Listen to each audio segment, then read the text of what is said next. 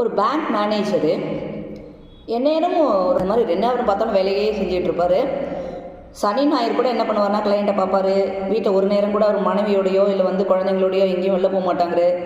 எப்போவுமே வேலை வேலை வேலை வேலை வேலைன்னு இருப்பார். ஒரே ஒரு பொண்ணு தான். ஒய்ஃபையும் பொண்ணையும் அவர் எங்கேயுமே வெளியில் கூட்டிகிட்டு போனதே இல்லை.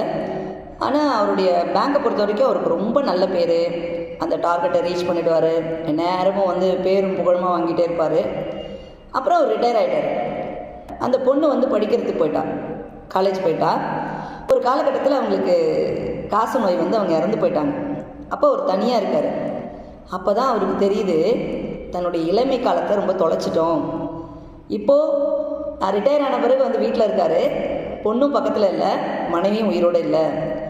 உங்களுடைய நேரத்தை கொடுத்தீங்கன்னா அதையே நீங்கள் உங்களுடைய வாழ்க்கையை கொடுக்குற மாதிரி அது உங்களுடைய இளமையிலும் இனிமையாக இருக்கும், முதுமையிலும் இனிமையாக இருக்கும்.